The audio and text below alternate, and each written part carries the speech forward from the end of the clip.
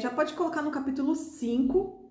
Capítulo 5, ó, já pode colocar no capítulo 5, versículo 17. Porque lembra, na semana passada, a pastora Gi falou do capítulo 5, mas ela falou do versículo 1 até o final lá do Sal e Luz, que foi o 16. Então, a gente agora vai a partir do 17. Capítulo 5, 17.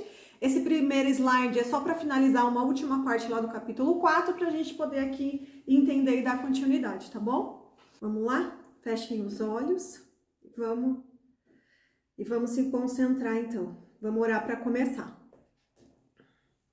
Jesus, Tu és o caminho, a verdade e a vida. E queremos, Senhor, andar no Teu caminho, Senhor, para chegar ao Pai, junto de Ti, Senhor.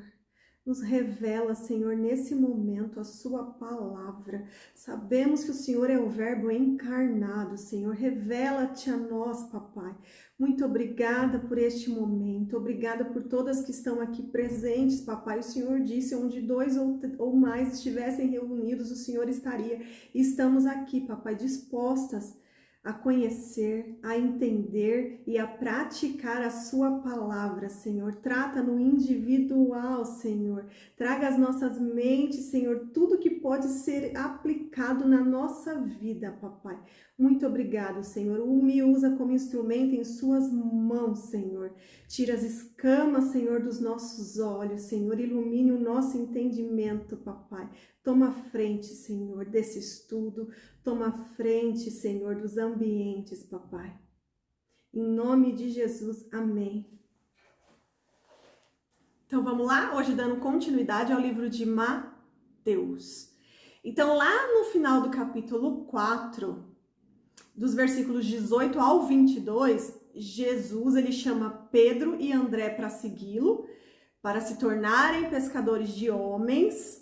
E mais adiante também ele chama Tiago e João. Aí lá no capítulo 4, no versículo 23, está escrito: Jesus viajou por toda a região da Galileia, ensinando as sinagogas, anunciando as boas novas do reino e curando as pessoas de todo tipo de doença. E aí finaliza o capítulo 4. Gente, no livro de Mateus não foca, né, e nem fala, né, sobre aquele detalhe de quando Pedro ele saiu para pescar, pescou a noite toda, mas não pescou peixe, lembra? Isso é citado no Evangelho de Lucas. Então, quando a gente for estudar os outros evangelhos, a gente vai se atentar a essa parte. Aqui no de Mateus, ele só comenta isso, que Jesus passou, chamou Pedro e André para segui-lo, para se tornarem pescadores de homens, e depois chamou Tiago e João. E aí ele seguiu adiante, viajando por toda a região da Galileia e ensinando. Aí depois, entre o capítulo 5, né, que a pastora Gi falou com a gente semana passada, ela falou o capítulo 5 até o versículo 16, né, que era o final lá que falava sobre ser sal e luz. E agora a gente vai a partir do versículo 17. Então peguem as Bíblias para ficar anotando e vamos lá. Então, olha só, a partir do versículo 17, vai falar sobre o ensino sobre a lei. Gente, a maioria aqui dos versículos eu coloquei a versão Bíblia Viva, mas tem alguns versículos também que eu coloquei na versão ARA e outros eu coloquei na versão NVT. Eu peguei aquelas versões que eu achava mais fácil de entender dependendo do tema, tá bom? Mas essa primeira parte aqui é a versão Bíblia Viva. Então, olha, no versículo 17 do capítulo 5. Não entendam de modo errado a razão da minha vinda. Não é para abolir as leis de Moisés e as advertências dos profetas, não. Eu vim para cumprir as leis e para fazer com que todas elas possam ser realmente seguidas. Eu afirmo a vocês com toda a verdade que cada lei do livro continuará de pé até que seu objetivo seja alcançado.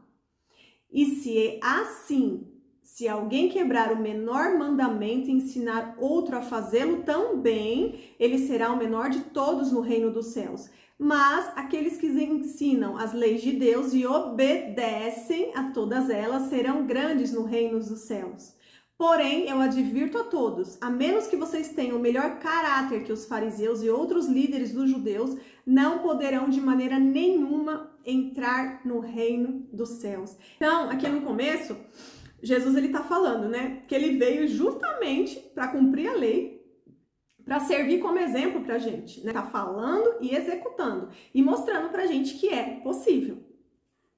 E nessa versão, ele até fala, ó, e para fazer com que todas elas possam ser realmente seguidas. Ou seja, elas podem ser seguidas, né? E Jesus aqui vai nos mostrar como obedecer essas leis. Então, ele não veio para revogar, muito pelo contrário, ele veio para dar o exemplo e ainda para deixar um pouquinho mais difícil pra gente, né?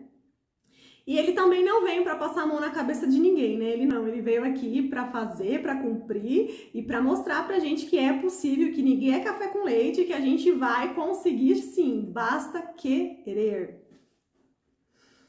Aí depois no versículo 19, ele fala sobre ser o menor no reino dos céus, né? Aqui ele não tá falando que não entrará no reino dos céus, ele tá falando que aquele que não cumprir... Vamos ler aqui de novo. Ó, e assim, se alguém quebrar o menor mandamento e ensinar a outro a fazê-lo também, ou seja, né, se você além de não cumprir, ainda incentivar os outros a não cumprir, você será considerado como menor no reino dos céus, né? Aqui não está dizendo que a pessoa não entrará, porque às vezes a pessoa já aceitou Jesus, ela crê e ela vai entrar, né, no reino dos céus, mas lá ela vai ser considerada como menor, né? E se a gente realmente crê em Cristo e crê que a eternidade existe, que nós somos estrangeiros, passageiros por essa terra, qual que é o nosso objetivo? É investir na eternidade, certo? Porque aqui é passageiro, né? O foco é o quê? É em Cristo e é na eternidade. Para você investir na eternidade, você tem que ser, né, investir em quê? Em obedecer, certo? Porque você será considerado o quê? Grande no reino dos céus e lá que será a eternidade. E aqui falam aqueles que ensinam as leis e obedecem. Então não basta ensinar, né? Porque tem muita gente que acha que é só ensinar. Não, eu vou ensinar o que é fácil, mas eu não vou fazer. Então eu tô te ensinando, né? Às vezes muitos pais ou mães fazem isso, né? Faça o que eu digo e não faça o que eu faço. Isso tá errado. A gente tem que ensinar os filhos no caminho, né? No caminho para o seu filho te seguir no caminho reto, né? E não fazer o que é errado e ficar dando bronca porque o filho tá te imitando, você dizer para ele que ele tem que fazer o que é certo, né? Então você tem que praticar, fazer o que é certo e ensinar. E esse que fizer isso tá fazendo o quê? Tá investindo no seu futuro, que é a eternidade, né? Não é à toa que eu tô aqui, que eu monto esses estudos, que eu estudo a palavra e que eu venho aqui com vocês pra gente compartilhar da palavra de Deus. Eu tô fazendo o quê? Eu tô investindo no meu futuro, que é a eternidade. Não é mesmo? Não está dizendo que se eu obedecer e que se eu ensinar, eu serei grande no reino dos céus. E eu creio, eu tomo posse na eternidade, né? Aonde que eu vou morar na eternidade? Em uma das mansões celestiais. Eu tomo posse dessa palavra, né? E você também pode tomar posse. Vamos fazer de tudo para obedecer e tudo que a gente aprender, a gente sair ensinando. E assim seremos considerados grandes no reino dos céus. Então, ó, aí depois no versículo 20 fala sobre os fariseus, né? O que acontece? Os fariseus, eles sabiam de cor mais de 600 leis que tinham na época. E nem por isso eles tiveram o caráter aprovado por Deus. Porque a nossa justiça, ela está na crucificação de Jesus. Ninguém entrará no reino dos céus porque obedeceu toda a lei, e sim porque tem fé. Lembra que eu acabei de falar? A pessoa, ela pode entrar, mesmo não obedecendo, ela pode entrar, mas lá ela será considerada menor, né? E a gente precisa ter fé, a gente precisa crer que Jesus justificou a gente lá na cruz do Calvário. É por este caminho que você é salvo, né? E quando eu creio que Jesus é a justiça maior, que veio para cumprir toda a lei, como exemplo, como referência, porque Jesus é o nosso exemplo, é a nossa referência, né? E que morreu em meu lugar, aí sim eu sou salvo. Eu tenho que crer. Jesus veio, ele fez tudo aqui que ele está nos ensinando, ele conseguiu colocar em prática, não é? Ele morreu no nosso lugar. Eu creio e assim eu sou salva. Assim eu entrarei na eternidade.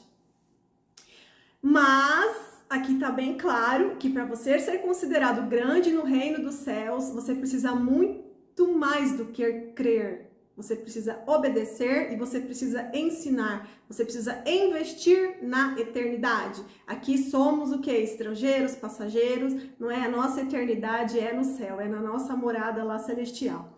Ó, ainda no capítulo 5, a gente vai agora no versículo que fala do ensino sobre a ira, né? Eu não sei se vocês têm algo a aprender sobre isso, mas eu tenho. E eu creio que muita gente tem, porque todo mundo aqui já passou por uma crise de ira, né? E vamos lá, então, aprender a controlar isso. Aí no versículo 21, fala assim: ouvistes que foi dito aos antigos, não matarás, e quem matar estará sujeito a julgamento. Versículo 22, porém eu ampliei aquela regra e digo que basta que vocês fiquem com raiva, mesmo que seja só em casa, para que corram já perigo de julgamento. Se vocês chamarem um amigo de idiota, correm o perigo de ser levados perante o tribunal. E se amaldiçoarem alguém, correm o perigo das chamas do inferno. Quem nunca chamou alguém aqui de idiota? Quem nunca chamou alguém aqui de burro? Quem nunca ofendeu ninguém com os adjetivos? Não é mesmo? Vamos ser sinceros. Quem nunca se irou? Aqui tá escrito, gente. E digo que basta que vocês fiquem irados, mesmo que seja só em casa. Quem nunca se irou? Com a esposa, com o marido, com os filhos, né? Eu confesso. Eu já mirei, sim. Então, ó, Jesus, ele tá fazendo o que aqui? Ele tá indo muito além daquilo que estava descrito lá nas leis de Moisés, certo? Porque lá dizia: não matarás, e quem matar estará sujeito a julgamento. Aqui, Jesus, ele cobra além. Não é só para você não matar alguém, não é só para você não cometer homicídio, e sim para você não sentir raiva, para você não se irar-se. E como que eu faço para não me irar? Né? Então, Jesus aqui, ele está propondo o quê? Uma nova natureza. É a transformação de fato, de dentro para fora. Né? Então, o Jesus, ele quer fazer o quê? Ele quer limpar tudo aqui dentro, ele quer deixar tudinho limpinho dentro de nós, ele quer purificar, ele quer que a gente consiga controlar as nossas emoções, e para isso nós precisamos treinar e nos esforçar. É difícil, mas é possível, porque a limpeza realmente ela vai sendo feita, a transformação ela vai sendo feita de dentro para fora. E você vai começar a perceber que o que antes te irritava com facilidade, hoje já não te irrita mais. Por quê? Porque tá ocorrendo a transformação de dentro para fora. Então, o que antes te incomodava, hoje já não vai te incomodar tanto. E você vai aprendendo a lidar com a ira e com outras emoções, né? Deixa eu ver se eu escrevi mais alguma coisa aqui que eu esqueci de falar. Ó, Jesus quer que você vá além, né? Não basta somente não cometer homicídio, você precisa controlar as suas emoções e não desejar matar alguém, né? Às vezes de boca pra fora, quem nunca desejou matar alguém? Você sabia que não ia matar, mas você tava com tanta raiva que você falou: eu vou matar aquela pessoa. É hoje que eu mato. A gente fala da boca para fora, muitas das vezes a gente tem controle, a gente não vai chegar a cometer o ato, né? Mas nós desejamos, a gente se irou, né? E é isso que Jesus quer, que a gente controle as nossas emoções, que a gente permita a transformação de dentro para fora, para que aquilo que incomodava, para que aquilo que deixava a gente irritado já não incomode mais e já não permita que a ira, né, tome conta da gente, né? Isso é domínio sobre as emoções. E isso é capaz, viu, gente? Eu digo por mim, porque eu vejo a transformação mesmo de Deus em minha vida. E às vezes eu me pego em algumas situações que eu falo: nossa, Senhor, como que o Senhor conseguiu fazer isso? Antes, nessa situação aqui, facilmente eu ia mirar, facilmente. E aí hoje eu vejo que eu não tô disfarçando ou eu tô tentando demonstrar algo, não, porque eu sou muito transparente e não consigo esconder nada. Mas eu vejo que Deus controla e as coisas ficaram diferentes. O que antes muito me incomodava, hoje já não incomoda mais, e aquilo não provoca ira, né? Eu consigo lidar melhor com as frustrações, e tudo isso é a transformação mesmo, de dentro para fora, né? Ninguém fica bonzinho de um dia para o outro, ninguém consegue dominar suas emoções de um dia para o outro, é um processo. Você tem que aceitar, decidir, pegar firme e ir firme em Cristo, né? O nosso foco é Cristo. E aí ele vai transformando e vai limpando de dentro para fora. Ou ainda no capítulo 5, versículo 23. Portanto, se você estiver diante do altar oferecendo sacrifício a Deus e de repente se lembrar de que um amigo tem alguma coisa contra você, deixe seu sacrifício ali ao lado do altar, vá e peça desculpas, faça as pazes com ele, depois volte e ofereça o sacrifício a Deus. Então aqui Jesus está nos ensinando o quê? Que o perdão é mais importante do que a oferta, certo? É importante, é mandamento. Você tem que obedecer e tem que liberar o perdão, né? O relacionamento com seus irmãos, ele é mais valioso do que o dízimo. Entende? Então, em primeiro você vai lá, resolve a situação com seu irmão, perdoa, pede perdão se for o caso, para depois você voltar e entregar a sua oferta no altar. Aí no versículo 25, chegue depressa a um acordo com seu inimigo, antes que seja tarde demais, e ele arraste você ao tribunal para que seja lançado na cadeia como devedor, porque você ficará ali até chegar o último centavo. Então, o que aqui está ensinando pra gente?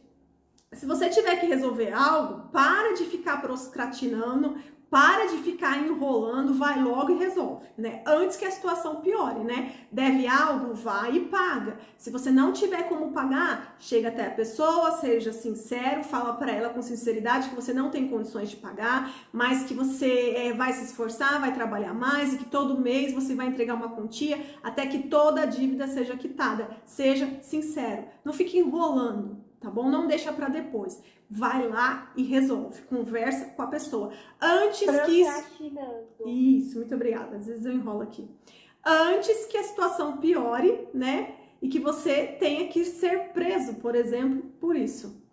Aqui fala, ó, para que seja lançado na cadeia como devedor. Então resolve logo.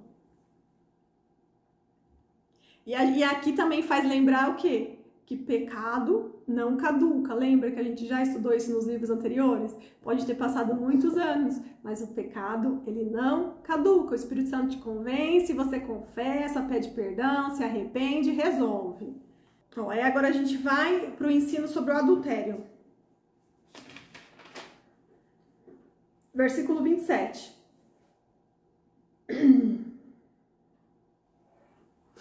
Então, ó. As leis de Moisés diziam, não cometa adultério.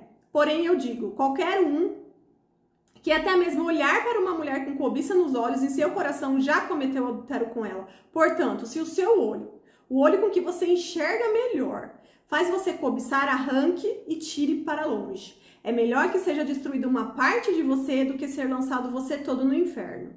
E se a sua mão, até mesmo a sua mão direita, faz você pecar, corte e jogue longe. É melhor do que isso, do que você se ver no inferno. Aqui também prova a sua fé, né? Não, mas peraí, não é bem assim. É bem assim, sim.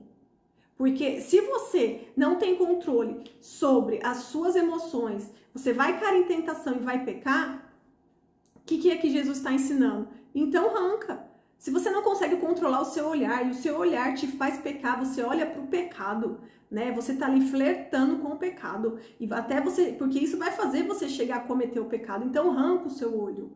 Por quê? Para você não ser lançado no fogo do inferno, porque por causa de um membro do seu corpo que você não consegue ter domínio sobre ele, você pode ser lançado no fogo do inferno. Isso é ter fé, porque se você crê em Cristo, se você crê que você foi salvo, que você vai para o reino dos céus na eternidade, você então tem que fazer o quê? Evitar de pecar, para você não ser lançado no fogo do inferno, né? Então você tem que tomar cuidado e tem que retirar tudo aquilo que te faz pecar, né? Essa parte do olho que ele tá falando, da mão, é um exemplo, né? É pra gente retirar tudo aquilo que nos tira do foco de Cristo, né? Se você vai em um lugar onde você sabe que tem muitas tentações, não vá mais para aquele lugar, né? Se você tá aí com o celular mexendo em alguma coisa que não deve, né? Tá aí olhando a vida de alguém que você acha que isso pode ser uma tentação, não olhe, jogue o celular fora, é isso que ele está querendo dizer, né? Não se coloque à prova, corte tudo que te faz pecar, né? E vai pedindo para Deus purificar, para ele limpar, para ele tratar de dentro para fora, né? Para que você consiga ter os teus dois olhos e não flertar com o pecado. Né? Porque aquilo que antes você achava graça, né? Deus vai te limpando, vai transformando de dentro para fora e você não sente mais nada. Agora, entende? Nada te incomoda e aquilo não vai te levar a pecar. Mas você tem que entregar no altar e quando você não tiver domínio sobre essa tentação, você tem que fugir sim. É isso mesmo, Margot. Tentação não se enfrenta, você foge dela. Porque é carnal, né, gente? Quem tem controle 100% da sua carne, né? Porque se fosse para você se colocar à prova, Jesus ia estar ensinando isso, ele não tá, né? Ó, aí depois, o capítulo 5 ainda, no versículo 31, fala ensino sobre o divórcio. Versículo 31. A lei de Moisés diz: se alguém quiser desfazer-se de sua esposa, pode divorciar-se dela apenas mandando-a embora e entregando-lhe um documento escrito. 32. Porém, eu digo que se um homem se divorciar de sua esposa, se não for por causa de infidelidade, faz com ela, casando-se de novo, cometa adultério. E aquele que se casar com ela comete adultério, né? Então aqui a gente fala para as pessoas que ainda não se casaram, né? Se o seu pensamento for, eu vou casar e se der errado, tudo bem, sem problemas, é só ir lá e divorciar, né? É melhor você fazer o quê? Não casar. Porque se for para entrar no casamento com esse pensamento, é melhor você não casar, né? Porque casamento, ela é coisa séria, né? É aliança, e a aliança tem que durar até a morte, né? Até que a morte os separe, né? Então, casamento, ele é caminhada, você tem que ficar firme, tem que colocar ali Cristo como centro, tem que entregar suas emoções para Deus e assim ele lhe colocará prazer nessa caminhada, né? Porque casamento é uma caminhada. E quando as pessoas pensam, mas tá tudo ruim, a gente não combina, tá tudo errado, coloca Cristo no centro do seu casamento, né? Porque você vai ver, a transformação vai vir de dentro para fora e Deus ainda vai colocar prazer nessa caminhada, né? Às vezes o que você acha que não tem jeito, o que você acha que tá muito difícil de tolerar, Deus transforma as pessoas, né? Deus é o Deus do impossível, é o Deus da transformação, é o Deus dos milagres, né? E Deus faz milagres de transformação nas pessoas e ainda torna essa caminhada prazerosa, né? Então tem que aguentar firme. É claro, gente, que aqui entra outras situações, né? Por exemplo, um casal que se agride, né? Um homem que espanca a mulher. Aí já é uma outra situação, a mulher tem que ir na polícia, tem que procurar ajuda, aí é outra situação, tá? A gente tá falando aqui de um casal, né? Que simplesmente porque não vai mais com a cara do outro, ou porque agora tá gostando de outra, ou porque agora já não vê mais graça, né? É por esses motivos. Agora, se for algo sério, a pessoa tem que ir na polícia, ela tem que procurar ajuda, né? Aí é outra situação. Aí no capítulo 5, ensino sobre juramentos e votos. Então, a partir do versículo 33, eles nos ensinam que não é para ficar fazendo juramento, porque na Bíblia fala, né? Eu juro pela minha cabeça, eu juro por não sei o que, né? E aí, Jesus ensina que não é para fazer juramentos e nem votos. Aí lá no versículo 37 fala assim, diga simplesmente, sim, eu farei, ou não, eu não farei. Sua palavra é bastante, reforçar promessa com juramento revela que alguma coisa está errada, né? Tem muita gente que tem medo ou dificuldade de dizer não.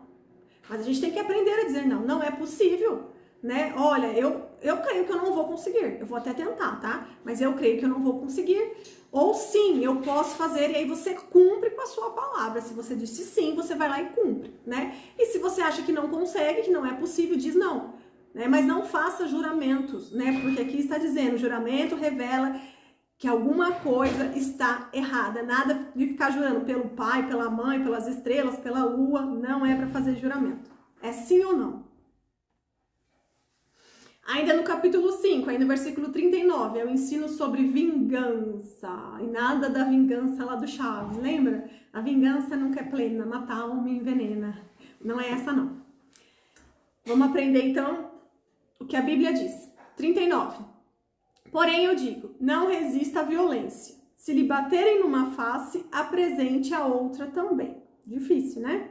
40. Se você for levado ao tribunal e lhe tomarem a camisa, dê também a eles o casaco. 41. Se um soldado exigir que você carregue a mochila dele por 1 quilômetro, carregue 2. Gente, essa versão aqui é a versão Bíblia Viva, tá bom? Eu gostei dessas partes nessa versão porque fica mais fácil de entender. Então, a nossa vingança, na verdade, ela nunca vai ser justa, né?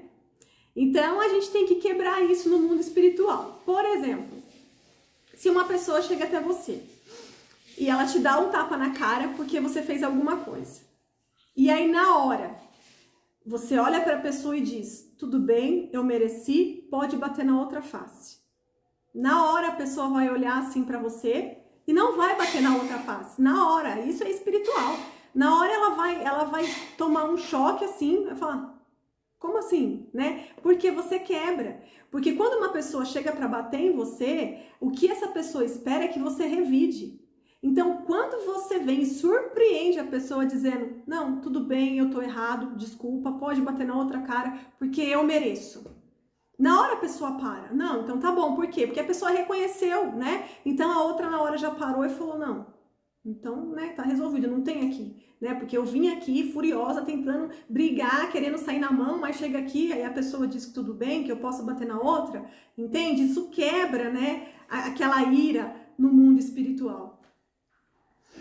Então, é isso que Jesus ensina, né? Porque quando a gente lê isso, a gente fica, mas como assim, né? Eu tomei um soco na cara e depois eu vou dar outra face, né?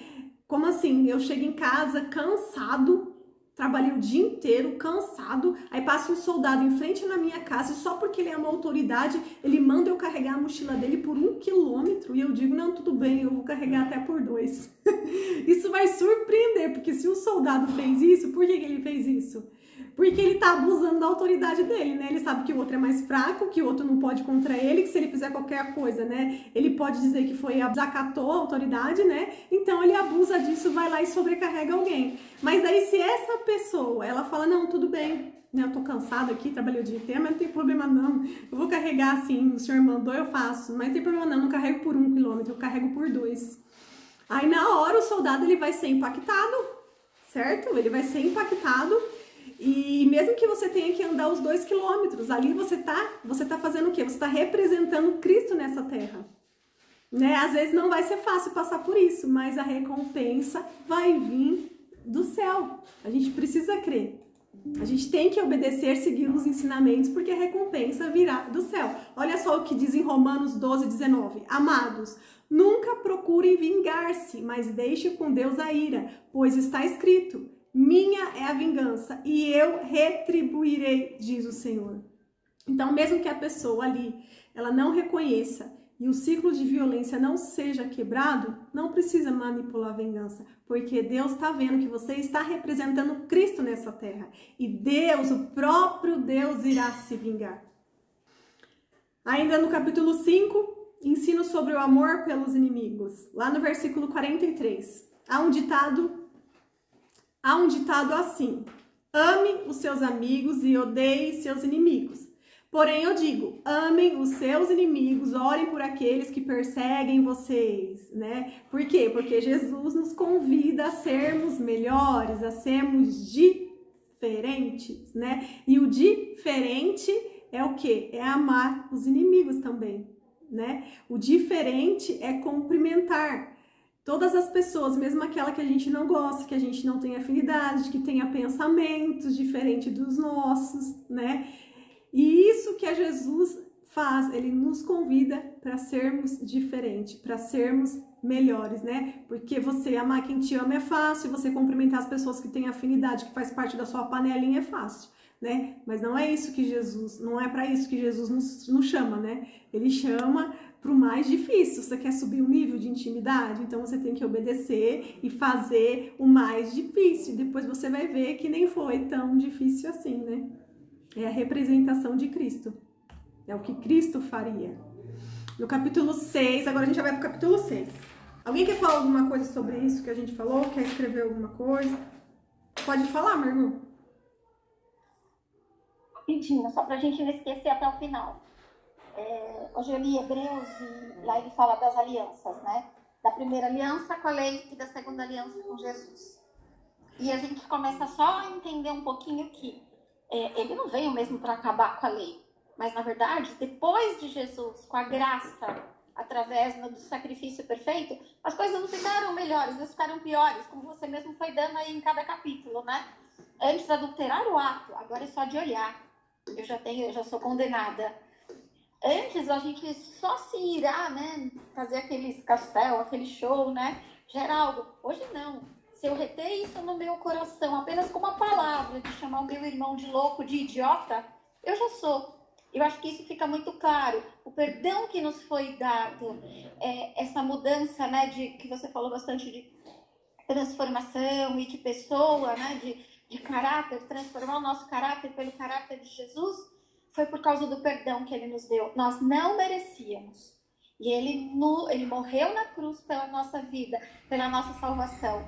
Daí sim, né, um investimento que você falou bastante na eternidade, né? Nós estamos sendo preparados, porque hoje nós não podemos morar lá no céu, na eternidade. E a gente está sendo moldado, reprogramado, vamos dizer assim, né? Dando um del na nossa existência, no nosso caráter, para ter o caráter da eternidade. Isso é muito legal, né, Mi? É isso mesmo, né, Margot? A gente está sendo preparado para que a gente possa ser digno de morar lá no céu, né? Muito bom. Então vamos lá agora, capítulo 6. Então, no versículo 3. Mas quando vocês fizerem um favor a alguém, façam-no secretamente. Não contem a sua mão esquerda aquilo que a sua mão direita está fazendo. Esse versículo é bem famoso, a gente sempre fala, né? Não precisa falar de uma mão para outra o que você está fazendo. Versículo 4. E o seu Pai, que conhece todos os segredos, recompensará todos vocês. Então, o que Jesus aqui está ensinando? Ele está ensinando a gente que, na verdade, você fazer o bem para o outro precisa se tornar um hábito, né? E, por exemplo, quando você vai tomar banho, quando você vai escovar o dente, você fica falando para todo mundo, né? Ó, agora eu fui tomar banho. Ó, gente, tomei banho. Ó, agora escovei o dente, agora eu pentei o cabelo. Não, você não fala para ninguém. Por quê? Faz parte da sua rotina.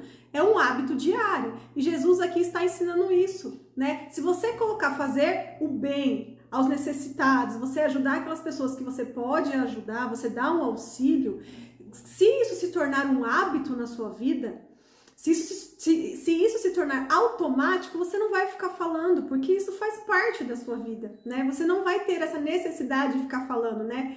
Você só vai ter aquela sensação, né? Que você concluiu uma tarefa, assim como a gente faz na nossa rotina diária, né? Cheia de tarefas. Toda vez que a gente conclui uma tarefa, a gente fica, né, com aquela sensação positiva de ter concluído o que era necessário, né? Eu tomei banho, ufa, já tomei banho.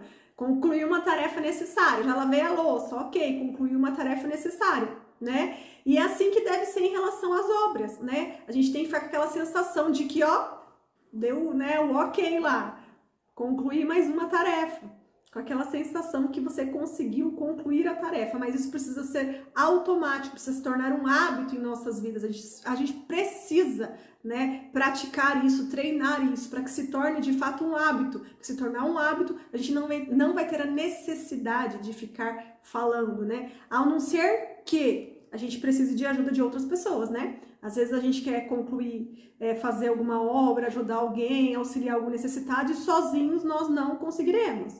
Aí sim, você peça ajuda, né? Porque juntos, às vezes será mais possível, né? Ajudar ali uma determinada pessoa, uma determinada situação. Aí é diferente.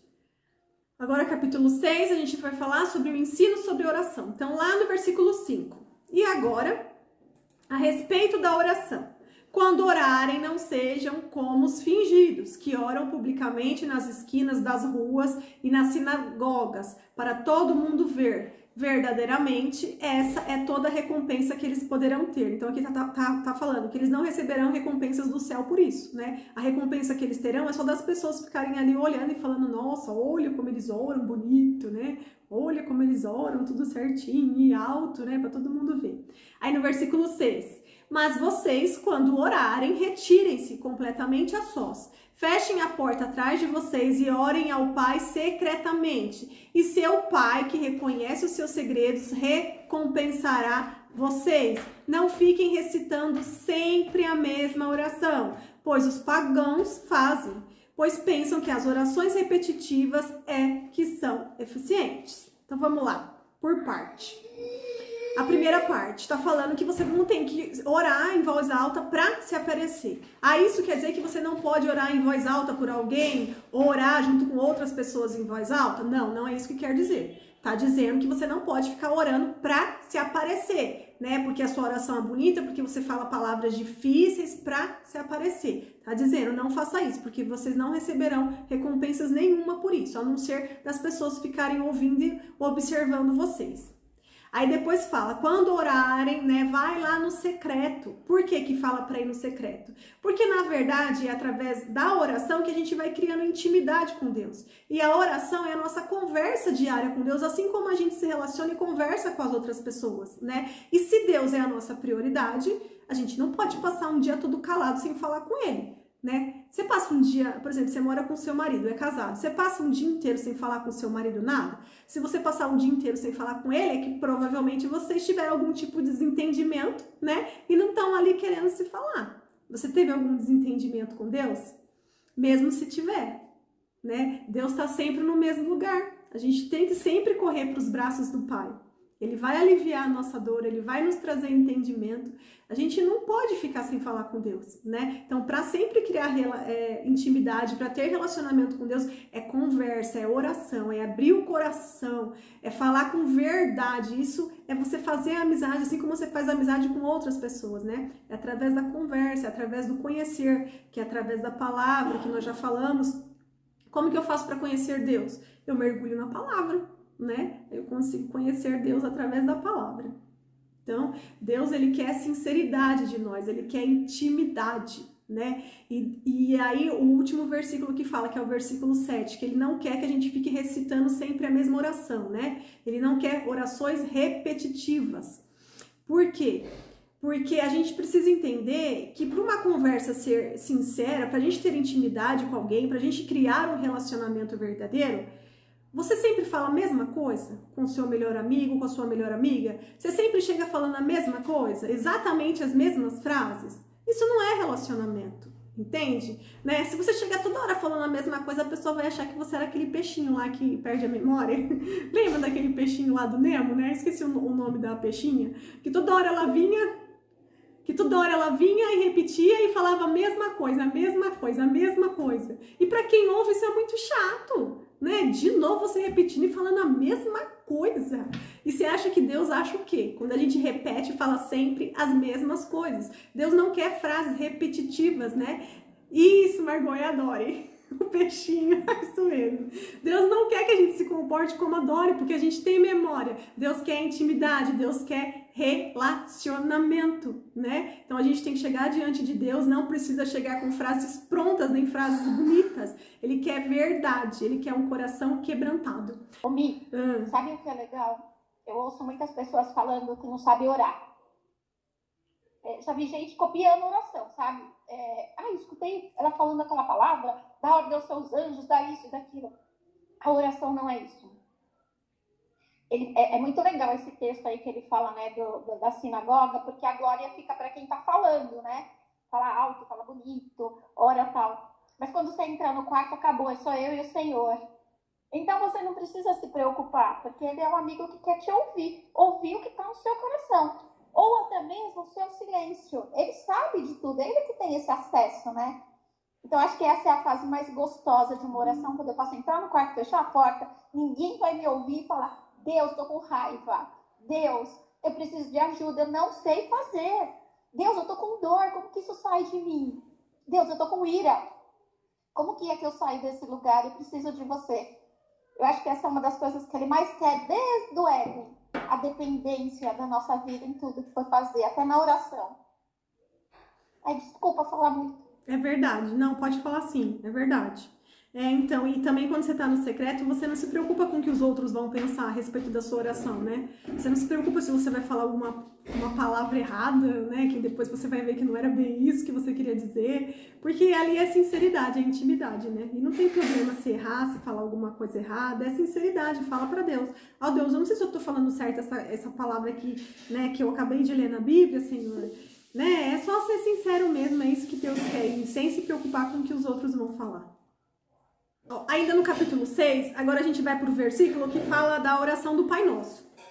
Aí eu até escrevi aqui, que daí eu não coloquei no slide, mas eu coloquei na minha Bíblia. Então vamos lá, a gente tá em Mateus, no capítulo 6. Aí agora a gente vai pro versículo Ó, no versículo 8 fala assim, ó. Não sejam como eles, pois seu pai sabe exatamente do que vocês precisam antes mesmo de pedirem. Por quê? Porque, por exemplo, uma mãe que é responsável, o filho precisa ficar toda hora pedindo para ela comida? O filho precisa ficar toda hora pedindo para ela se o filho ainda usa fralda para trocar a fralda? O filho precisa toda hora ficar avisando ela que ela precisa lavar roupa, que ela precisa passar roupa, que ela precisa ir no mercado comprar comida? Não, né? Ninguém precisa ficar avisando, porque a mãe, ela tem responsabilidade, ela sabe do que o filho precisa, né? E ela vai prover, né? No momento certo ali, tudo vai estar no lugar e o filho só vai usufruir daquilo. Então, se uma mãe que é responsável, ela supre as necessidades dos seus filhos, imagine Deus. Deus é um pai, e ele é um pai responsável, ele é o Deus, o Rei dos Reis. Ele é o dono de todo o ouro, de toda a prata. Ele sabe daquilo que a gente precisa. Então, ele sabe o que a gente precisa antes mesmo da gente pedir. Mas mesmo assim, às vezes, a gente precisa pedir, precisa falar e precisa conversar, não é? E é isso que Deus espera, mas Ele sabe das nossas necessidades. Então não tem como a gente ficar fazendo orações repetitivas, de frases repetitivas, porque isso não sobra para o coração de Deus. Ó, agora a gente vai lá para o Pai Nosso. Aí começa no versículo 9. Aí diz assim, ó. Aí Jesus aqui, então, ele ensina o Pai Nosso. Aí ele fala, portanto, orem da seguinte forma. Pai nosso que estás no céu, santificado seja o teu nome. Por que santificado seja o teu nome? Para representá-lo na terra, certo? A gente, então, aqui tem que representá-lo na terra. Versículo 10. Venha o teu reino, seja feita a tua vontade, assim na terra como no céu. Isso aqui é o quê? Obediência. Para a vontade de Deus ser feita na terra, a gente precisa obedecer a palavra de Deus, sermos obedientes. Aí depois, dai-nos hoje o pão para este dia e perdoa as nossas dívidas, assim como perdoamos os nossos devedores. Primeiro vem a generosidade de Deus. Dai-nos o pão para este dia, a provisão. Deus é generoso. Ele vai vir com a provisão todos os dias, assim como perdoamos os nossos devedores. Mas aqui você tem a provisão, você tem a generosidade de Deus, se você obedecer o mandamento de perdoar, assim como nós perdoamos os nossos devedores.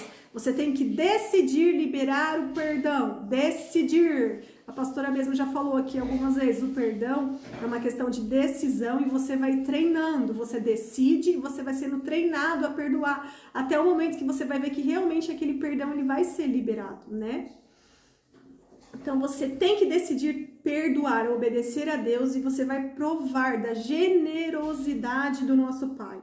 Aí no versículo 13, e não nos deixe cair em tentação, mas livra-nos do mal. E a gente precisa ficar atento, porque o mal que a gente pede para Deus nos livrar é o mal que pode ter, né, externamente, que vem de outras pessoas. O mal do mundo espiritual, principados e potestades, porque a gente sabe que a luta não é contra a carne, é contra principados e potestades. Mas a gente precisa entender que há um mal dentro de nós, né? Então que Deus nos livre do mal, de todo o mal, e que nos livre do mal que existe dentro de nós, né? Para que a gente também não faça mal aos outros, né? Para que a gente não faça mal a nós mesmos. A gente tem que pedir isso. Senhor, controla as minhas emoções, Senhor. Sabe essa inveja aqui que eu tô sentindo, Senhor? Controla, eu não quero, eu tô sentindo isso, Senhor, eu confesso a Ti, mas eu não quero sentir, Senhor. Controla esse mal que há em mim, Senhor, que isso caia por terra em nome de Jesus. É ser sincero e pedir para Ele te livrar de todo o mal e do mal que também há aí dentro de cada um de nós. Aí depois termina, pois Teu é o reino, o poder e a glória para todos sempre. Amém. Tem um outro vídeo também aqui no canal, que a pastora, eu fiz um vídeo onde ela falava só sobre a oração do Pai Nosso. Aí se depois você não assistiu, é só você procurar, vai estar escrito oração do Pai Nosso, vai estar com a pastora Giovana. E aí ela fala mais profundamente sobre essa oração. Gente, uma coisa aqui sobre o perdão, né, que você vai provar da generosidade de Deus sendo obediente, porque lembra, obediência gera bênção. E a gente sabe que tem que liberar o perdão, né? E o perdão é a gente reconhecer a condição de pecador, né? Porque a gente acha que os nossos pecados são pecadinhos. Ah, não, mas o meu é pecadinho, Senhor. O Senhor perdoa o meu, mas, ó, Senhor, eu não vou perdoar o que aquela pessoa fez, porque o que ela fez é um pecado imperdoável, né? Quem somos nós para determinar não é? O que é pecadinho, o que é pecadão perante a Deus é tudo pecado. Então, se você quer provar da generosidade de Deus, se você quer ser perdoado, você precisa aprender a liberar o perdão. Ó, ainda no capítulo 6, aí a partir do versículo 16 vai falar sobre o jejum, né? Então fala o ensino sobre o jejum. O jejum é uma disciplina espiritual, né? E não é para ficar falando que tá jejuando, né? Não é para ficar tocando trombetas, eu tô jejuando, eu tenho um propósito, eu tô jejuando. Ai, coitado de mim, eu tô com fome, tô jejuando, né? Lá na Bíblia fala que não é para ficar todo desarrumado, dando uma de coitadinho, para ficar mostrando que você está cumprindo ali a sua disciplina espiritual e que você está jejuando, querendo reconhecimento, querendo prestígio, validação, porque você está jejuando, né? É para fazer o jejum secreto. E é jejum e oração, né? Porque se a pessoa só jejuar e esquecer de orar, esquecer do relacionamento com Deus, ela vai estar fazendo uma dieta, ela está querendo emagrecer, ela não está jejuando para Deus, né? Então é jejum e oração. É claro, gente, que tem algumas situações que você vai na casa de alguém, né? Você fez jejum de determinado alimento ou de uma determinada refeição, e justo naquele momento você não tá na sua casa, tá em outro lugar, e é sempre assim, as pessoas fazem bem aquilo que você não pode comer. Aí você vai ter que falar, então, né, obrigada, mas eu não posso aceitar, eu não posso comer, né? E às vezes as pessoas ficam insistindo, não, mas você tem que comer, por que você não quer comer? Que frescura! Aí chega uma hora que você tem que falar, não, eu não tô tomando porque eu tô de jejum, né? Pra ver se a pessoa para de, né, não tá comendo porque você não pode, né? Mas às vezes as pessoas ficam curiosas e perguntando, aí você vai ter que acabar falando, né? Não tem como. Ó, ainda no capítulo 6, aí a partir do versículo 19 vai falar sobre o ensino sobre dinheiros e bens. Então no versículo 19, não ajuntem tesouros aqui na terra, onde as traças e a ferrugem os destrói, e onde ladrões arrombam casas e os furtam. Ajuntem-se seus tesouros no céu, onde traças e ferrugens não destroem, onde ladrões não roubam nem furtam. Então vamos lá para algumas perguntas para a gente começar a refletir sobre isso. Tesouro, que está dizendo aqui na Bíblia, é algo valioso, né? A gente assimila isso, tesouro é algo valioso. E vamos se perguntar, o que é valioso para a gente? Então esse ensinamento não é para nos levar para uma teologia de pobreza, né? Não é isso. Deus não está falando para você largar tudo, ser pobre e miserável aqui e ficar precisando mendigar ajuda, não é isso.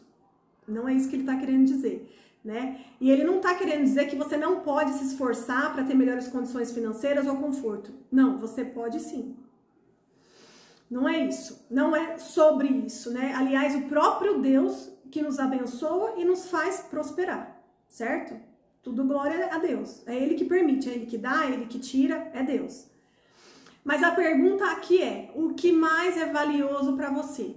É trabalhar excessivamente para ser mais rico ou distribuir melhor o seu tempo e dar prioridade ao que realmente é necessário, né? O que você está juntando aqui nessa terra? Boas recordações com momentos de qualidade com a sua esposa, com seus filhos, com os parentes, com os amigos, ou só momentos de trabalho para comprar aquilo que você deseja? Ah, mas eu tenho que trabalhar e trabalhar e trabalhar, porque eu tenho que consumir, consumir e comprar e comprar e comprar, porque um dia eu fui muito pobre, eu não tinha acesso a isso, e agora eu tô tendo acesso, então eu vou me matar de trabalhar para ter muitas coisas que eu sempre tive vontade, mas não tive condições de ter. Ou então eu vou me matar de trabalhar para dar para os meus filhos tudo aquilo que eu não pude ter, né? É isso que é mais valioso para você? E aí no versículo 21 fala o quê? Onde seu tesouro estiver, ali também estará o seu coração. Então, onde está o seu tesouro? Onde está o seu coração? Está nas coisas desse mundo ou está em Cristo? Né? Você passa por cima de tudo e de todos para atingir seus objetivos? Você é uma pessoa obstinada? Saiba que isso não agrada a Deus, né? Que tem muita gente falando que ser obstinado é algo bom, não é ser obstinado, né? Você passa por cima de tudo, de qualquer coisa para poder atingir o seu objetivo. Não, ser uma pessoa obstinada não agrada a Deus, tá? Outra pergunta, onde está a sua identidade? Está em Cristo ou está nas coisas do mundo? Se a sua identidade estiver nas coisas do mundo, o dia que você perder tudo aquilo que você ajuntou nesse mundo, você perde sua identidade, né? Você vai ser considerado um ninguém, né? Então, tem pessoas que juntam. Um dia que acontece alguma desgraça, alguma coisa que elas perdem tudo, elas querem se matar, porque elas acham que elas perderam tudo, elas não existem mais, elas não têm mais identidade, porque a identidade delas, né, está tudo no que ela conseguiu conquistar, e de um dia para o outro ela perdeu. Aí entra em depressão, aí se mata, porque acha que não tem mais identidade, acha que não é mais ninguém porque perdeu tudo que ajuntou. Né? Então a gente precisa focar e ter a nossa identidade em Cristo, porque Cristo a gente nunca vai perder. Ele sempre está lá, a gente sempre vai estar se aproximando e a gente sabe que o foco é a eternidade, a gente sabe que somos estrangeiros. Se o foco é a eternidade, nós sabemos, fazendo o que é certo, obedecendo, ensinando, seremos grandes no reino dos céus, né? Então, o que você está colocando diante dos seus olhos? No versículo 22 fala o seguinte: seus olhos são como uma lâmpada que ilumina todo o corpo. Quando os olhos são bons, todo o corpo se enche de luz. Mas quando os olhos são maus, o corpo se enche de escuridão. E se a luz que há em vocês é, na verdade, escuridão, como é profunda essa escuridão? Então, fixe os olhos em Cristo, né? E não perca a identidade nele. E aí a gente começa a refletir e começa a pensar, né? Aonde estão os nossos tesouros, o que é mais valioso pra gente, aonde está a nossa identidade, o que a gente está fazendo aqui, né, nessa caminhada, nessa terra, qual é o nosso propósito, se a gente está buscando o nosso propósito em Deus, a gente está cumprindo aqui o que Deus quer que a gente faça nessa terra, né? A gente começa a deixar o nosso eu de lado, o nosso egoísmo, e começa a focar em Cristo. E não tem segredo, gente. Obediência gera bênção. Se você faz o que é certo, se você é obediente, se você não é preguiçoso, e não pode confundir com ser preguiçoso. Porque tem gente que às vezes acha, né, que não precisa fazer nada, não precisa trabalhar, não precisa se esforçar, não precisa estudar, não precisa correr atrás. Não é isso. Você tem que estudar, se esforçar, dar o melhor no seu trabalho. Mas você tem que sempre ter em mente o que é mais valioso para você. Você não precisa passar por cima e por todos. Você não precisa deixar Cristo de lado, sua família de lado, para você poder atingir o seu objetivo financeiro, profissional, né? E se você fizer o que é certo, obedecer, você será abençoado. Deus é o dono do ouro e a prata, né? Não está falando para você ser miserável, não está falando isso. Mas está falando para você ter o foco, para você entender que você precisa ter a sua identidade em Cristo, porque assim você estará ajuntando tesouros no céu. E aí, de novo, que entra a fé. Você crê ou não crê que existe a eternidade e que depois da morte você vai para o reino dos céus? Se você crê, você tem que investir. Não é mesmo? Tem que investir. Tem que fazer o que é certo aqui e tem que investir no reino do céu. Aí no capítulo 6 ainda. Ensino sobre preocupação. Ah, peraí que eu tirei o negócio. Pronto. Ensino sobre preocupação, versículo 25. Por isso eu lhes digo que não se preocupem com a vida diária, se terão o suficiente para comer, beber ou vestir. A vida não é mais que comida e o corpo não é mais que roupa. Observem os pássaros, eles não plantam, nem colhem, nem guardam alimentos em celeiros, pois seu Pai Celestial os alimenta. Acaso vocês não são muito mais valiosos que os pássaros? Qual de vocês, por mais preocupado que esteja, pode acrescentar ao menos 1 hora na sua vida? Aí fica a pergunta, né? O que a gente pode fazer? Né? Se Deus decidir que está na hora de ir, você tem o poder de acrescentar 1 hora na sua vida? Né? Não tem como. Pode falar, né? É exatamente isso. Você estava falando que a gente não pode juntar nada aqui nessa terra, né? A gente pode, a gente só não deve ter o coração neste lugar, né? A gente não pode falar que quem é miseravelmente pobre, ele é rico na eternidade, e nem quem é extremamente rico é pobre na eternidade. É onde está o coração de cada um deles, né? E lá em Provérbios tem uma frase muito linda, um versículo muito lindo, é uma promessa de Deus para nós, que ele se alegra com a prosperidade do diligente, Então, aquele que trabalha corretamente, tem o caráter no Senhor, ele se alegra em dar as coisas, né? É só o nosso coração não estar nesse lugar. É exatamente o que você falou, Mi. Por isso que eu falei aí, que quem cumpre os princípios, né? O caráter cristão, herda as promessas, inclusive de prosperidade. É verdade, né? E Deus também é um bom pai, né? Se a gente for um filho obediente, Deus vai querer dar presentes pra gente, né? Assim como a gente, quando tem filhos, e que os filhos são obedientes, a gente quer presentear. Você tem um filho que é obediente, que cumpre com as tarefas, né? Que não retruca, que não reclama, que não afronta, que tem prazer na palavra de Deus. Quando o filho pede algo, você vai fazer o possível para dar, porque o seu filho não é uma pessoa que fica pedindo, né? Não é tudo que fica pedindo. Então, quando pede algo, você vai ter o prazer em entregar e presentear aquela pessoa que fala, não, merece. É esforçado, tira nota boa, estuda, cumpre com as tarefas. Então, merece. A gente vai fazer de tudo para presentear. Imagine Deus, que é o dono de tudo, né? Se nós formos filhos obedientes, ele com certeza terá prazer em nos presentear, né? E também a gente precisa entender, gente, que não pode chegar para Deus e ficar pedindo um monte de coisa toda hora, porque isso enche o saco. É a mesma coisa que um filho toda hora fica pedindo uma coisa, né? O filho vai e pede toda hora. Não dá nem meia hora, ele já mudou de ideia, não quer mais aquilo, agora quer outra coisa. Aí não dá pra ser, né? Porque daí você se torna um filho chato, né? Mas aquilo que você realmente deseja, né? Não tem problema também você se ajoelhar perante Deus e falar, olha, Senhor, se for do seu agrado, o Senhor pode me presentear com tal coisa? Né? Você está sendo obediente, o que você está pedindo não é contra os princípios de Deus.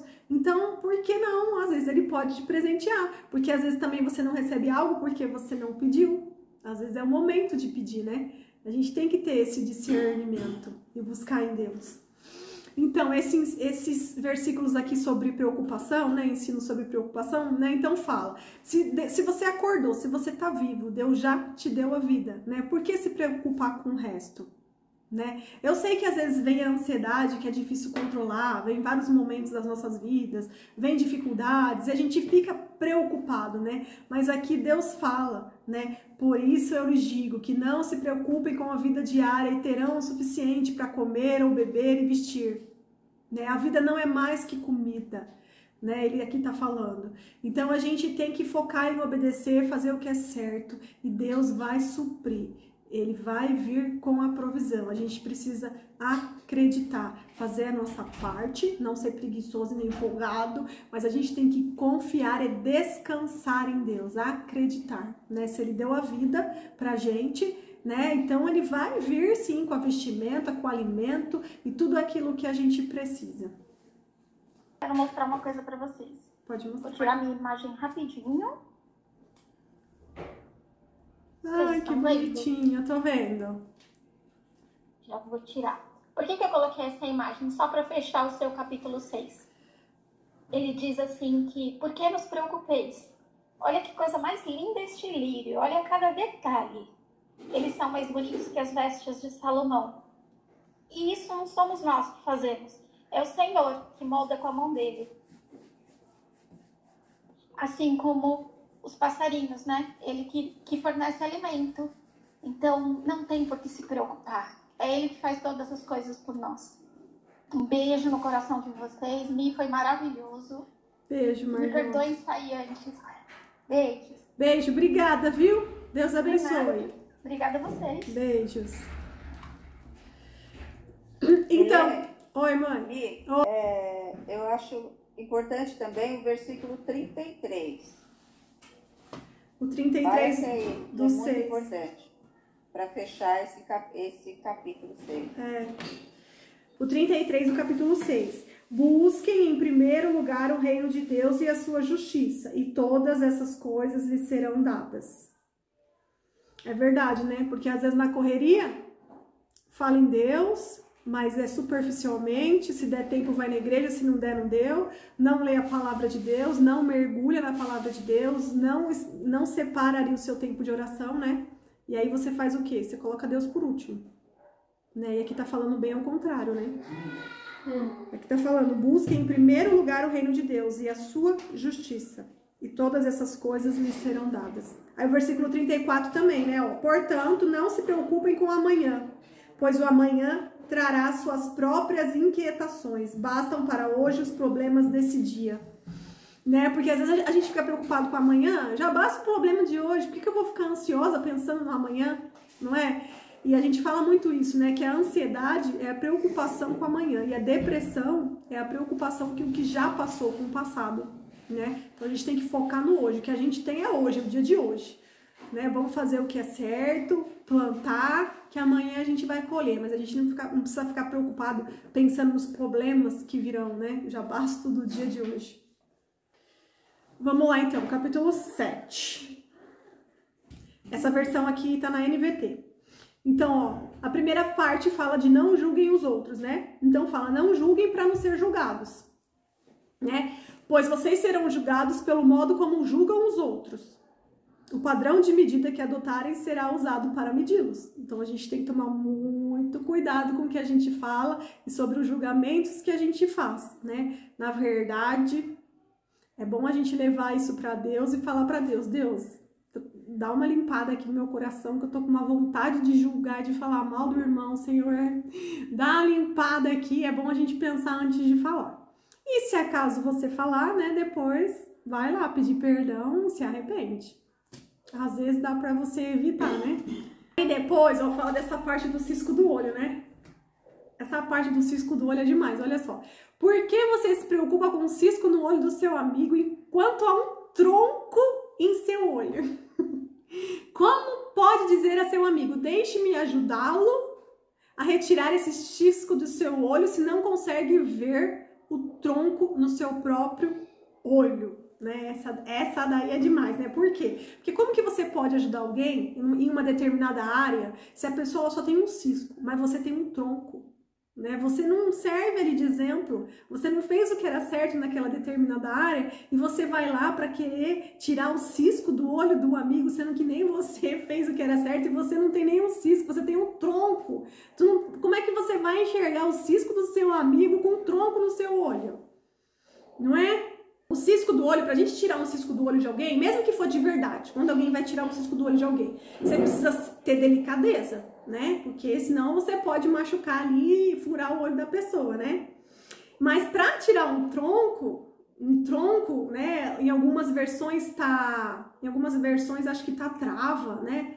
Pra você tirar algo que é maior, precisa de mais força, não é? Agora, quando você for tratar o cisco do seu amigo, você vai com delicadeza.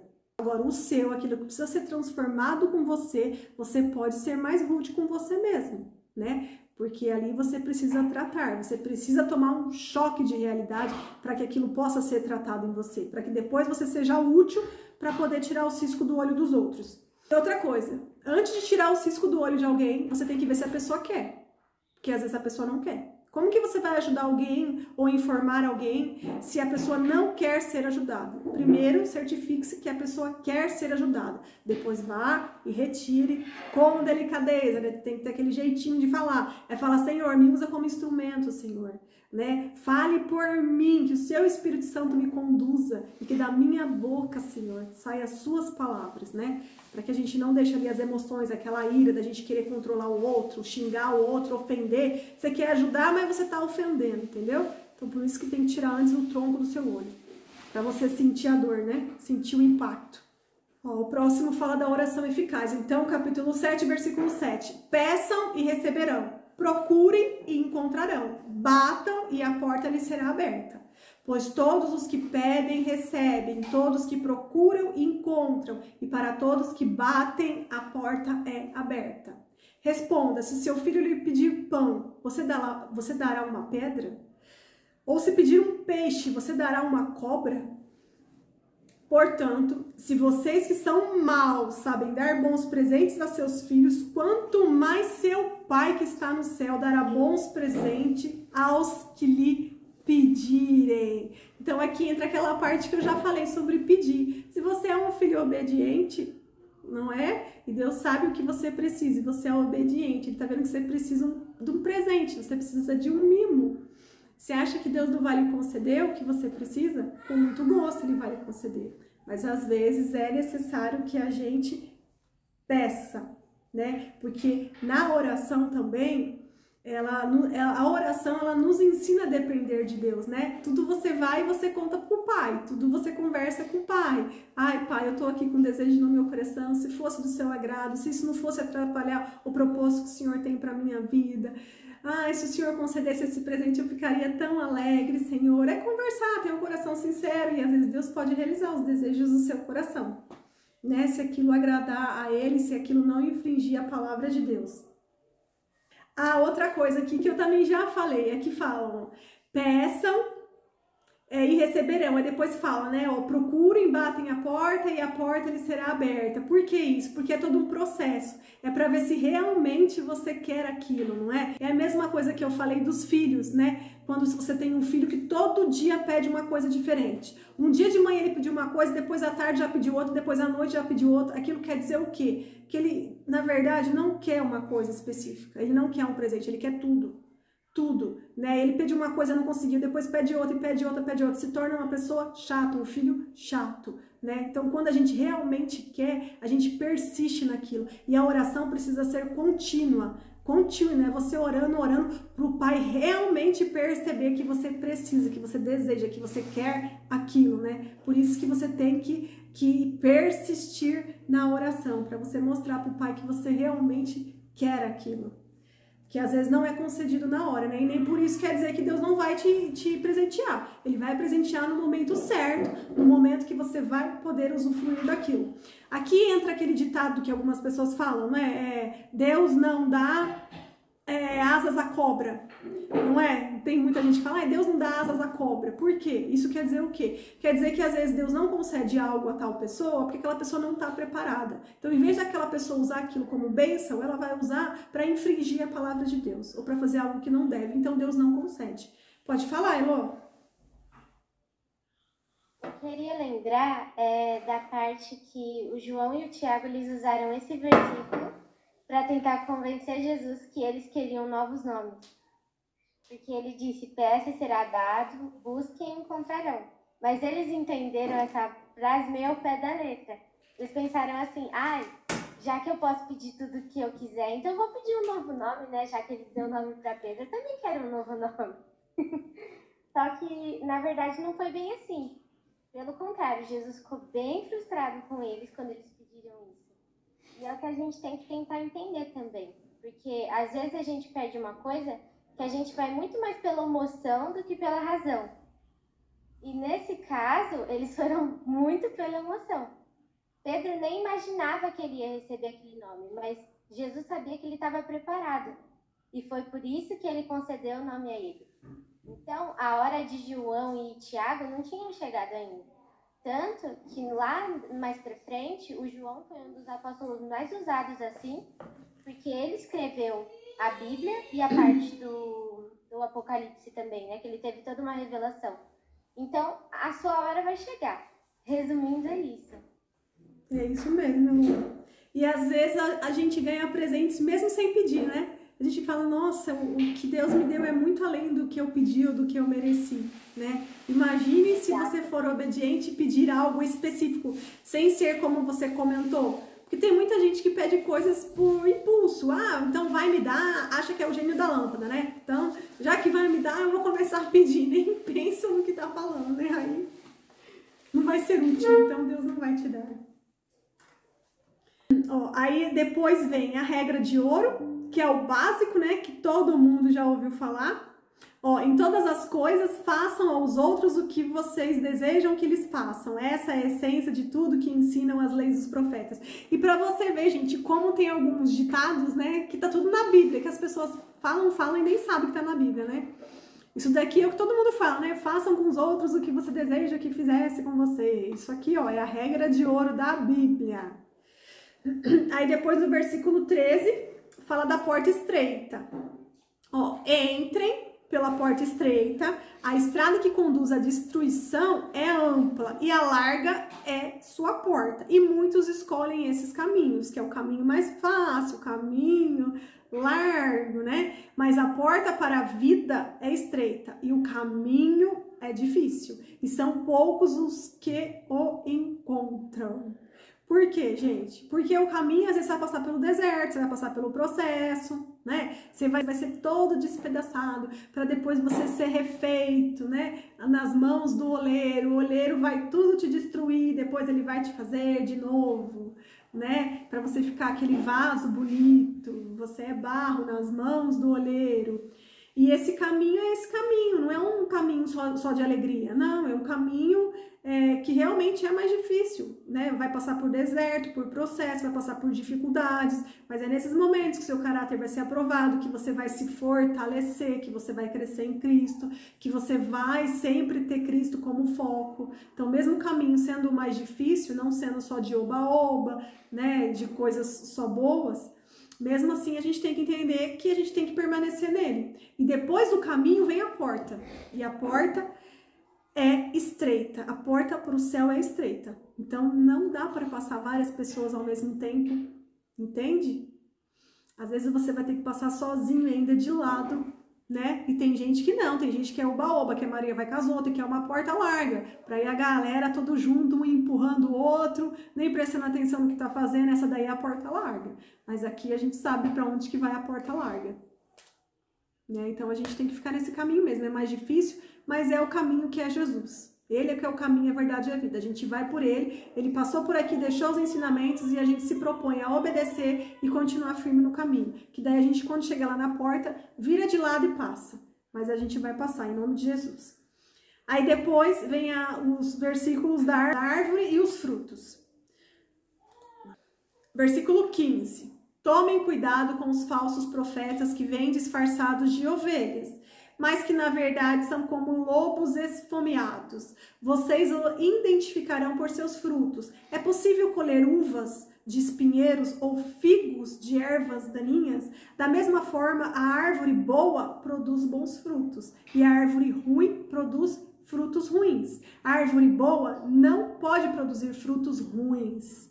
E a árvore ruim não pode produzir frutos bons. Toda árvore que não produz bons frutos é cortada e lançada ao fogo. Portanto, é possível identificar a pessoa pelo seu fruto. Isso é fato, né? Às vezes vem uma pessoa que diz ser de Deus, né? E você vê que a vida dela tá toda destruída. Você vê que a pessoa não é honesta, que a pessoa compra e não paga, que a pessoa trai a sua esposa, que a pessoa não trata bem os seus filhos, não é? Mas em alguns momentos ela tá lá falando em nome de Deus, bonito e tudo mais. Mas aí você vê pelos frutos, né, de tudo que acontece por detrás ali na vida dela, você vê que não é uma árvore boa, né? E a gente realmente identifica as pessoas pelos seus frutos. Mas tem jeito para todo mundo, é só a pessoa se arrepender, parar de fazer o que é errado e seguir a palavra de Deus, não é só falar, né? Ela tem que, lembra que está escrito lá? Obedecer e ensinar. Não é só ensinar, ela tem que obedecer. E a gente sabe, né, que para dar bom fruto você tem que fazer a vontade do Pai. É obedecer, é seguir a palavra, não tem segredo. Obediência gera bênção. Muitas das vezes, Deus vai te trazer uma palavra para você falar para alguém, ou você tá vendo que uma pessoa está fazendo uma coisa errada, né? Mas você não quer, Deus está pedindo para você ir lá e orientar aquela pessoa, tá queimando aí dentro do seu coração e você sabe que você tem que ir lá e falar, né? Mas você não quer, porque você não quer confrontar, você não quer confusão, você não quer ter desentendimento com a pessoa. E aí o que você faz? Você escolhe ficar com seu medo, ficar com medo, né, de ser rejeitado, de ser criticado, ao invés de obedecer a Deus. Entende? E com isso você vai aprendendo, porque de uma vez Deus pediu e você ficou, não vou não, porque a pessoa não vai achar ruim, a pessoa vai achar ruim. E aí você se arrepende, se prostra a Deus e fala, Deus, me perdoa, não tive coragem, me ensina a ser corajoso, me ensina, Senhor, a saber a falar, né, a ter a delicadeza para conseguir ir lá tirar aquele cisquinho sem cegar a pessoa, né? E aí a gente vai buscando em Deus pra gente obedecer a Deus, né? Porque não tem segredo também, né? Para dar bons frutos a gente tem que obedecer. A gente vai agora para a última parte. Então vamos lá. Construir sobre um alicerce firme. Versículo 24. Quem ouve as minhas palavras e as pratica é tão sábio como uma pessoa que constrói sua casa sobre uma rocha firme. Quando vierem as chuvas e as inundações e os ventos castigarem a casa, ela não cairá, pois ela foi construída sobre a rocha firme. Mas quem ouve meu ensino e não o pratica é tão tolo como uma pessoa que constrói sua casa sobre a areia. Quando vierem as chuvas e as inundações e os ventos castigarem a casa, ela cairá com grande estrondo. Ou seja, a gente vai perceber nossa casa foi construída em cima da rocha ou não, o dia que vierem as tempestades, não é? O dia que vier uma notícia ruim, o dia que vier as dificuldades, o dia que você for frustrado porque você contava com determinada situação, com determinada entrada, isso não aconteceu, aí que você vai descobrir se você construiu a sua casa em cima da rocha ou não. Gente, lá em Lucas, a gente está em Mateus, mas lá em Lucas está escrito assim, ó, no capítulo 6, versículo 48, que fala também dessa passagem, mas dá mais detalhes, ó. Está escrito assim: ele é como a pessoa que está construindo uma casa e que cava fundo e coloca o alicerce em rocha firme. Porque aqui, na verdade, está falando de alicerce. O alicerce é o quê? É aquilo que é construído embaixo da casa. Aqueles ferros, sabe quando constrói um prédio? Que tem que fazer um bom alicerce embaixo para o prédio não cair. E é sobre isso que está falando. Em Lucas completa esse ensinamento. E como que a gente constrói o nosso alicerce, né? Para que quando vierem as tempestades, a nossa casa não se abalar e ela ficar firme na rocha.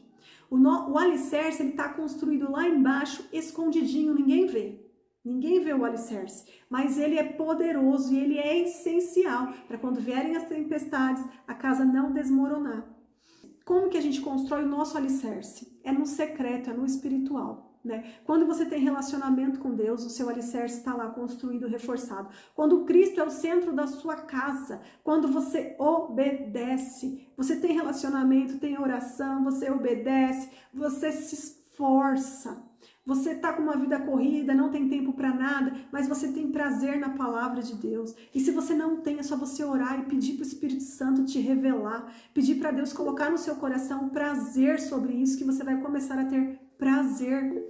A gente descobre, né, se aquela família ela tem um bom alicerce, né, quando vem as tempestades, porque vai vir dificuldade para todo mundo, né? Mas aquela pessoa que não construiu ali, que não cavou, afundou o alicerce, sabe, de intimidade com Deus, que ficou firme mesmo quando as outras pessoas criticaram, porque acharam que a pessoa era exagerada, sabe, que se manter firme na obediência, o alicerce dela tá lá, é no secreto, é escondido, tá debaixo, foi construído, né? E aí mesmo depois quando vem as tempestades, a casa não cai, porque o alicerce foi bom, né? O relacionamento, o tempo com Deus ali foi muito bem construído. E outra coisa, né, gente? Tudo isso daqui que a gente tá aqui reunido, conversando, né, aprendendo. A gente pode ser dois tipos de pessoas, né? Aquela pessoa que ouve, mas entra pelo ouvido e sai pelo outro, não pratica.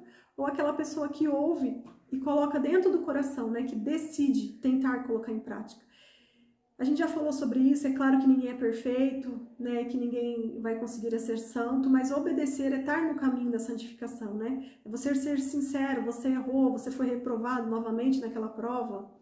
É se humilhar ali perante Deus e pedir para Ele te fortalecer, né, para que você continue firme, para que você seja transformado de dentro para fora, para que você se surpreenda com as suas próprias reações, né? E aí você vai notando a transformação, o poder, o sobrenatural de Deus na sua vida, né? Gente, é isso. Aí encerra o capítulo 7, glória a Deus. Aí depois termina, né? Quando Jesus acabou de dizer essas coisas, a multidão ficou maravilhosa com seu ensino, pois ele ensinava com verdadeira autoridade, diferentemente dos mestres da lei. Muito bom, né? Jesus era verdadeiro, ele praticava e ensinava. E a gente tem que se propor a fazer o mesmo. Então é isso, gente. Terminando essa parte, aí a partir da semana que vem, a gente já vai pro capítulo 8. Então vou orar para terminar. Então vamos lá? Fechando o olho. E vamos focar aqui na oração com Deus. Obrigada, Senhor, obrigada por este momento, Senhor, obrigada pelos livramentos, Papai, muito obrigada pelos ensinamentos, obrigada, Senhor, por deixar a sua palavra, Senhor, ela nos confronta, Senhor, mas sabemos que é para o nosso bem, Papai, muito obrigada, Senhor, pela vida de todas que estão aqui juntas, reunidas, Senhor, ouvindo, lendo, estudando sobre a sua palavra, Senhor, por favor, Senhor, nos encha de coragem, Senhor, nos dê discernimento, Papai, nos fortaleça, Papai. Revela-te a Ti, Senhor, no nosso dia a dia, Senhor, na nossa rotina, para que a gente consiga colocar em prática, para que em cada momento que a gente passar, a gente se lembre, Senhor, dos seus ensinamentos, dos capítulos, dos versículos, Papai, para que a gente traga para o nosso coração, Senhor, e para que a gente consiga como um hábito, Senhor, como um hábito, como algo automático, como que a gente consiga, Senhor, obedecer e trazer a sua palavra para o nosso dia a dia, praticando, Senhor. Queremos ser, Senhor, sua referência aqui na terra, Papai. Nos ensina, Papai, porque somos falhos e pecadores, mas queremos te representar, queremos representar a Cristo. Muito obrigada, Jesus, pela sua obediência, muito obrigado pela sua morte de cruz, porque foi graças à sua obediência, Senhor, que pudemos ser salvos e adotados. Muito obrigado por ter levado todo o nosso pecado sobre aquele madeiro, Senhor. Muito obrigada, Jesus, que o nosso lar seja repleto da sua presença, Senhor, que possamos, Senhor, presenciar a sua glória, Papai. Vem, Senhor, com nuvem, Senhor, nuvem de fogo para nos aquecer, para nos iluminar, Senhor. Ilumine o nosso caminho, Senhor, nos mostre, Senhor, as decisões que precisamos tomar, nos dê a solução, Papai, que haja provisão em cada lar, Papai. Por favor, Senhor, se for de seu agrado, atenda os desejos dos nossos corações, Papai. Que pessoas aqui tenham condições de prosperar, Papai. Abre as portas, Senhor, traga oportunidades, Papai. Que haja prosperidade, Senhor. Lava-nos, Senhor, nos purifica do pecado. Queremos ser novas criaturas, Senhor. Abre as portas, Senhor. Que a sua vontade seja feita sobre a nossa vida. E nós cremos que não faltará roupa, não faltará o pão, não faltará a provisão, Senhor. Cremos na sua provisão, cremos no sobrenatural, Senhor. Te amamos, Papai, muito obrigada. Em nome de Jesus, amém, amém. Amém, gente. Deus abençoe. Beijos e até semana que vem, se Deus quiser.